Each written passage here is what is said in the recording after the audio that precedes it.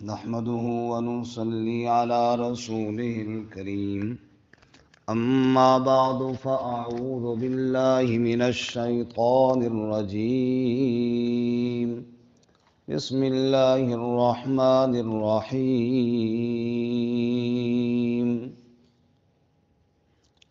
والله خلقكم من تراب ثم من نطفة ثم جعلكم أزواجا وما تحمل من أنثى ولا تضع إلا بعلمه وما يعمر من معمر ولا ينقص من عمره إلا في كتاب إن ذلك على الله يسير وما يستوي البحران هذا عذب فرات سائغ شرابه وهذا ملح أجاج ومن كل تأكلون لحما طريا وتستخرجون حلية تلبسونها وترى الفلك فيه مواخر لتبتغوا من فضله ولعلكم تشكرون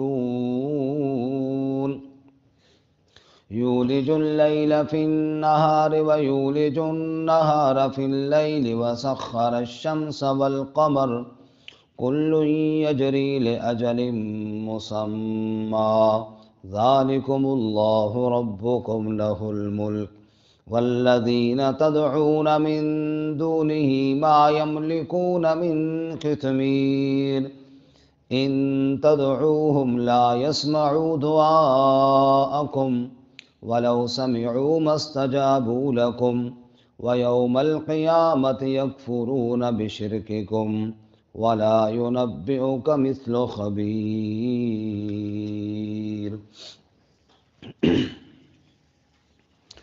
واللہ خلقکم من تراب، اور اللہ تعالیٰ ہی نے تمہیں پیدا کیا مٹی سے، ثم من نطفہ، پھر نطفے سے، ثم جعلکم ازواجا، پھر بنایا تمہیں جوڑا جوڑا، وما تحمل من انثى ولا تضع الا بعلمی، اور نہیں اٹھاتی کوئی مؤنث اور نہ جنتی ہے مگر اس کے علم کے ساتھ، وما يعمر من معمر، اور نہیں عمر دیا جاتا کوئی معمر، ولا ينقص من عمره، اور نہ کمی کی جاتی ہے اس کی عمر سے، الا فی کتاب، مگر سب کتاب میں ہے، ان ذلک علی اللہ یسیر، بے شک یہ اللہ پر بہت آسان ہے،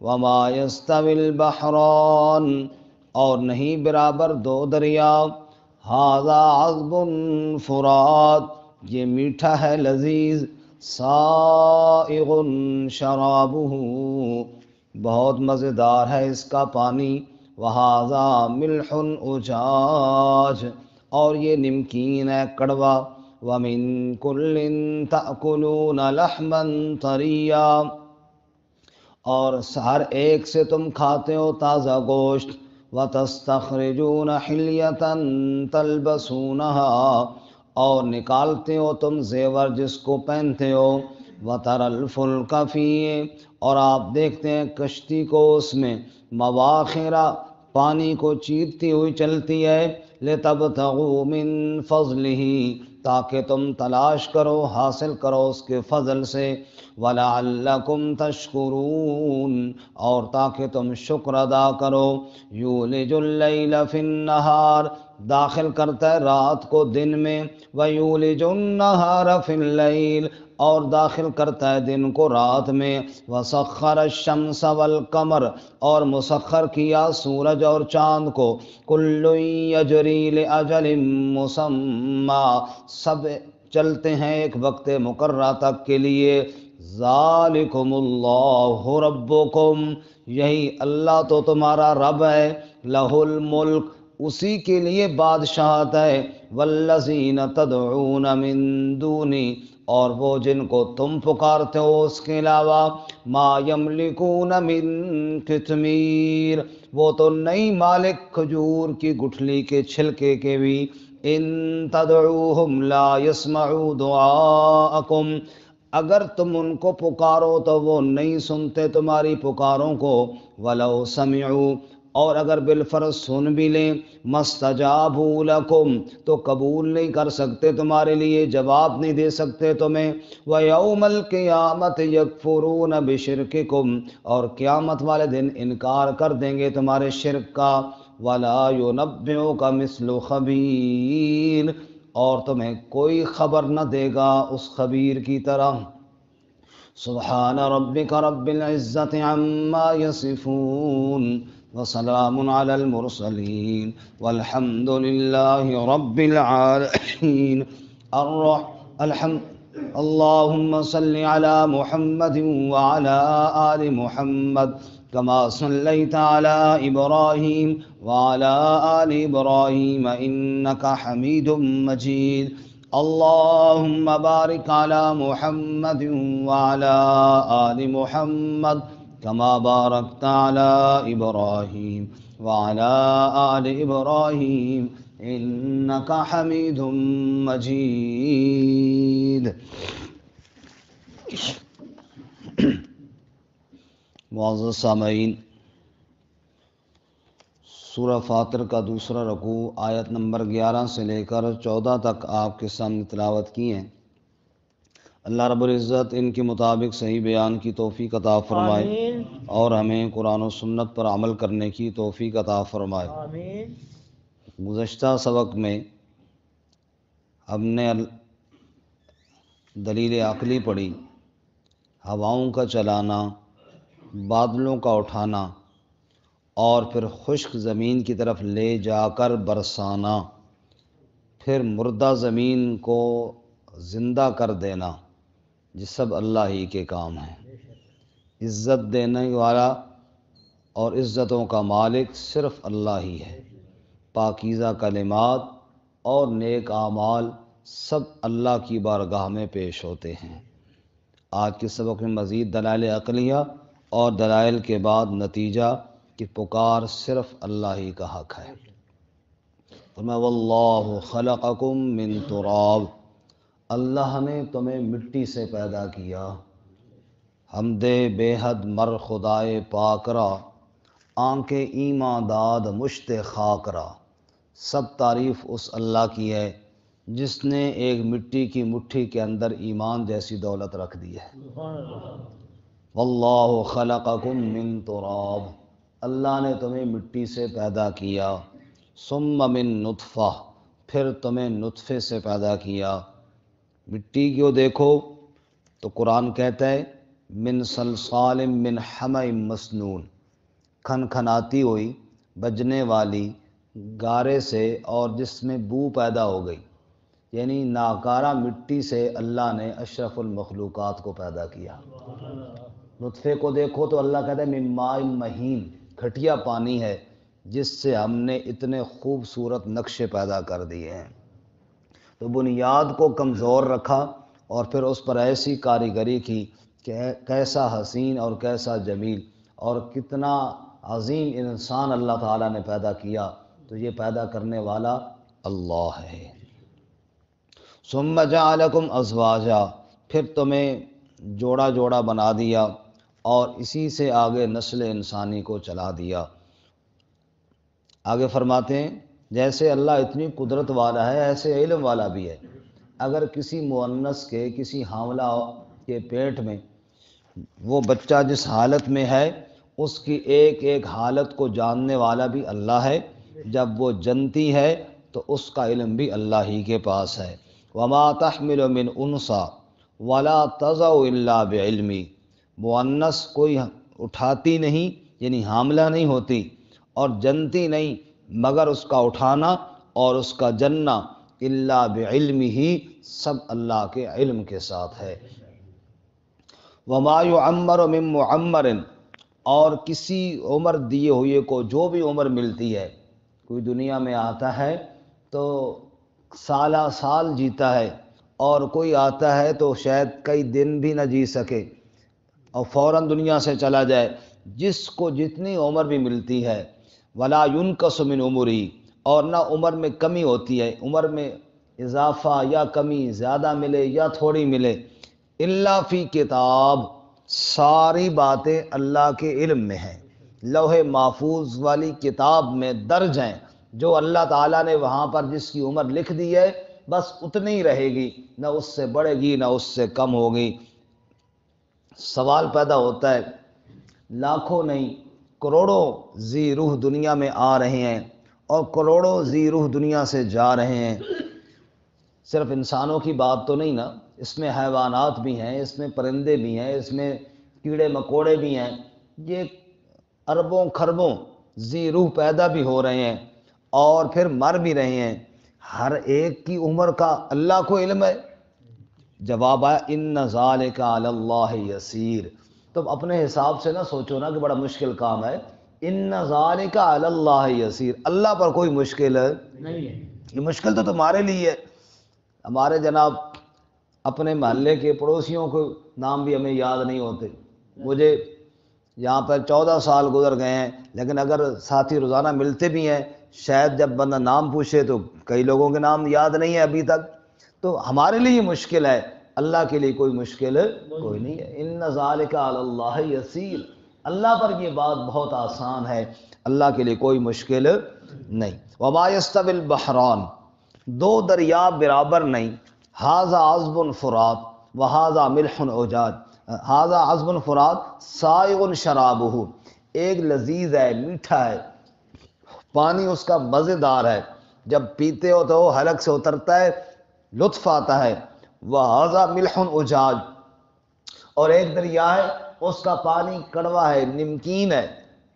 ومن کل تأکلون لحما طریا، اور دونوں دریاؤں سے تازہ گوشت نکل رہا ہے، یعنی نمکین سے بھی اور میٹھے سے بھی، دونوں سے مچھلیاں لوگ نکالتے ہیں اور کھا رہے ہیں۔ وتستخرجون حلیۃ تلبسونها، اور تم زیور بھی نکالتے ہو جن کو پہنتے ہو۔ وتر الفلک فیہ مواخر، کشتیوں کو دیکھتے ہو پانیوں کو چیر کر چل رہی ہیں، تیر رہی ہیں اوپر۔ لتبتغوا من فضلہ، تاکہ تم اللہ کا فضل تلاش کرو، رزق حاصل کرو، مال تجارت ادھر سے ادھر لے کر بحری بیڑے جا رہے ہیں۔ وَلَعَلَّكُمْ تَشْكُرُونَ، یہ ساری نعمتیں اس لیے دیں کہ تم اللہ کا شکر ادا کرو۔ یولج اللیل فی النہار، اور مزید اللہ کی دلائل دیکھنے ہوں تو ہر روز دیکھو، رات کو دن میں داخل کر دیتا ہے، دن کا اجالا چمک رہا ہوتا ہے کہ اس میں رات کا اندھیرا آ جاتا ہے، اور وَيُولِجُ النَّهَارَ فِي اللَّيْلِ، رات کے اندھیرے میں دن کی روشنی کو داخل کر دیتا ہے۔ وَسَخَّرَ الشَّمْسَ وَالْقَمَرَ، سورج اور چاند کو بھی اللہ ہی نے مسخر کیا، اپنے وقت پر آ رہے ہیں اور وقت پر جا رہے ہیں۔ كُلٌّ يَجْرِي لِأَجَلٍ مُّسَمًّى، سب ایک وقت مقررہ تک چل رہے ہیں، اس کے بعد سب فنا ہو جائیں گے، نہ سورج رہے گا نہ چاند رہے گا، نہ ان کی روشنیاں رہیں گی، نہ ان کی یہ رفتار رہے گی۔ ذالکم اللہ ربکم، اوے لوگو یہ دائیں بائیں دیکھو، یہ جتنے دلائل بھی ہیں تمہیں نظر آ رہے ہیں نا، یہ سب کچھ کرنے والا یہی اللہ تو تمہارا رب ہے۔ ذالکم اللہ ربکم، یہی اللہ تو تمہارا رب ہے۔ لہ الملک، اسی کے لیے بادشاہت ہے، خالق بھی وہ، رب بھی وہ، اور حاکم حقیقی سچا بادشاہ بھی کون ہے؟ اللہ۔ اب آیا وہ مسئلہ جس کے لیے سارے دلائل پیش کیے۔ سارے دلائل کیوں سنائے؟ فرمایا اس لیے کہ جب خالق اللہ، جب مالک اللہ، جب تمہیں نطفے سے اور مٹی سے پیدا کرنے والا اللہ تعالیٰ، دریاؤں کو چلانے والا اللہ تعالیٰ، میٹھے اور کڑوے پانی بنانے والا اللہ تعالیٰ، ان سے مچھلیاں اور زیورات تمہیں نکال کر دینے والا اللہ تعالیٰ، کشتیاں چلتی ہیں تو اللہ کے حکم سے، رات دن اللہ کے حکم سے، سورج چاند اللہ کے حکم سے، رب اللہ، مالک اللہ۔ تو سنو، والذین تدعون من دونہ، جن کو تم پکارتے ہو نا اللہ کے علاوہ، ما یملکون من قطمیر، کتمیر کہتے ہیں کھجور کی گٹھلی کے اوپر جو سفید سا باریک پردہ ہوتا ہے اس کو کہتے ہیں کتمیر۔ اللہ فرماتا ہے جن کو تم پکارتے ہو وہ تو گٹھلی کے پردے اور چھلکے کے بھی مالک سبحان اللہ۔ اللہ تعالیٰ نے حد کر دی سمجھانے کی، اللہ تو پوری کائنات کا مالک ہے، پوری کائنات کا مالک۔ اور کھجور کی گٹھلی کے اوپر جو ہلکا سا چھلکا ہوتا ہے، وہ جو گٹھلی ہے بالکل ہلکا سا چھلکا، وہ کھایا جا سکتا ہے جی؟ کھانے کے قابل بھی نہیں ہے۔ کیوں لگایا ہے؟ یہ اللہ کی قدرت ہے کہ وہ گٹھلی کی کڑواہٹ کھجور کی مٹھاس میں نہ جائے اور مٹھاس ادھر کڑواہٹ میں نہ جائے، ہلکا سا پردہ اللہ تعالیٰ نے لگا دیا ہے۔ اللہ فرماتے ہیں میرے علاوہ جن کو تم حاجتوں میں پکارتے ہو کہ ہماری بگڑیاں بنا دیں، ہمیں صحت دے دیں، ہمیں رزق دے دیں، فلاں کام کر دیں اور فلاں کام کر دیں، وہ دینا تو دور کی بات ہے، دے تو وہ جو مالک ہو، وہ تو اس چھلکے کے بھی مالک نہیں ہے، تمہیں دے کیا سکتے ہیں؟ ایک آدمی مجھ سے کہتا ہے یہ جو سامنے پلاٹ ہے یہ مجھے دے دو، میں اس کا مالک ہی نہیں ہوں تو میں کیسے دوں گا؟ اللہ کہتے ہو میرے علاوہ مالک ہی کوئی نہیں ہے، اللہ کے علاوہ مالک ہی کوئی نہیں ہے، اور چھلکے کا بھی مالک کوئی نہیں ہے۔ جب ایک چھلکے کا بھی اللہ کے علاوہ مالک کوئی نہیں ہے، ان سے مانگتے کیوں ہو؟ اس سے مانگو جو مالک ہے، اور وہ صرف کون ہے؟ اللہ۔ سارے بولیں جی، صرف کون ہے؟ اللہ۔ مفسرین فرماتے ہیں اس مثال پہ، کتمیر کی مثال پر آپ غور فرمائیں۔ کھجور کا وہ حصہ جس کو کھایا جاتا ہے اس کو تصور کرو قبر، اور اس کے اندر گٹھلی جو ہے اس کو تصور کرو مردہ میت، اور اس کے اوپر جو چھلکا ہے اس کو تصور کرو کفن۔ اللہ فرماتے ہیں جن سے جا کر تم اپنی حاجتیں بیان کرتے ہو، ما یملکون من کتمیر، وہ تو اپنے کفن کے بھی مالک نہیں ہیں، وہ تو اپنے کفن کے بھی مالک نہیں ہیں۔ کفن چور ہوتے ہیں نا قبرستان میں، کفن اتار کر لے جاتے ہیں، تو کبھی کسی مردے نے جناب اس کو پکڑ لیا خبردار ہو؟ نہیں۔ اللہ فرماتے ہیں جو اپنے کفن کے مالک نہیں وہ تیری حاجتوں کے مالک کیسے ہو گئے؟